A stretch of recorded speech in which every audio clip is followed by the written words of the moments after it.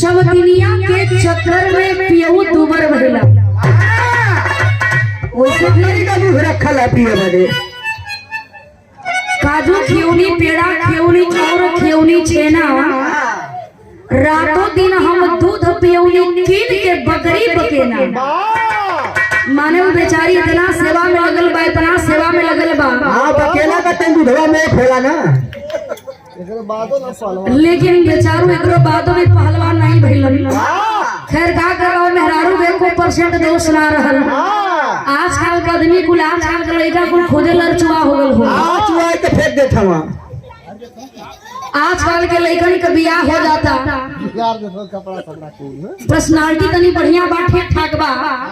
दो चार गो लड़की लड़का भी हो जात हवन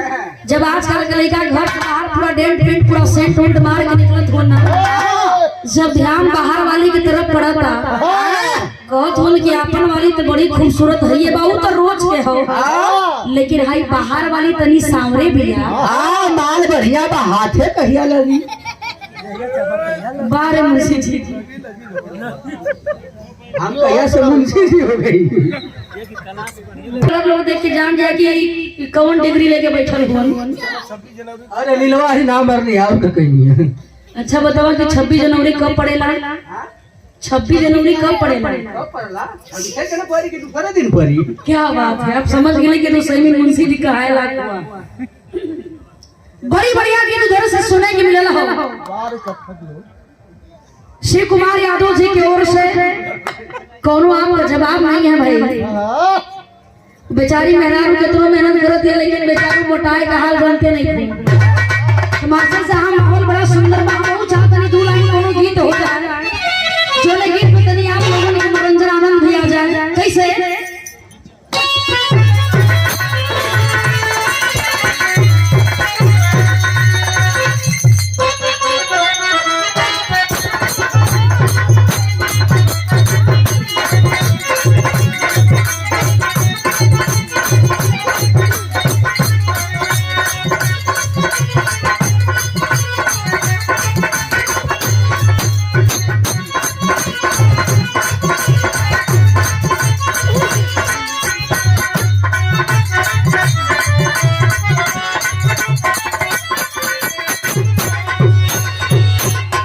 जौने गीत का आजकल बड़ा हल्ला है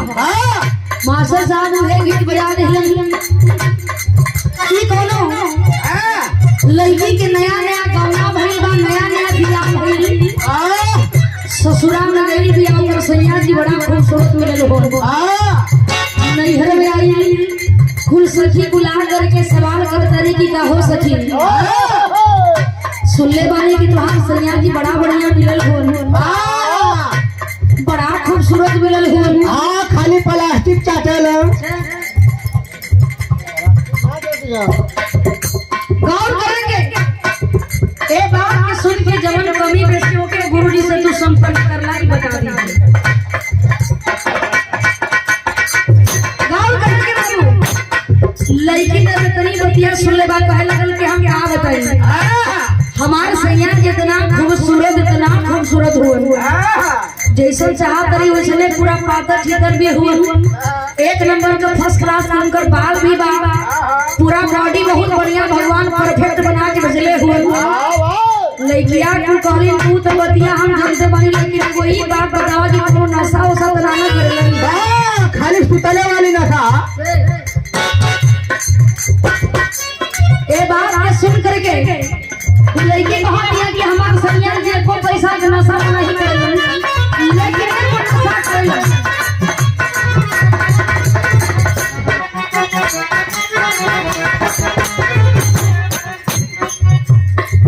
बिल्कुल नशा के बात गौर करी हम लड़की कहा दिया कि हमारे सैया जी एगो नशा करेला उ नशा कौन करेला उ लड़की बता रहल बिया का कहे मास्टर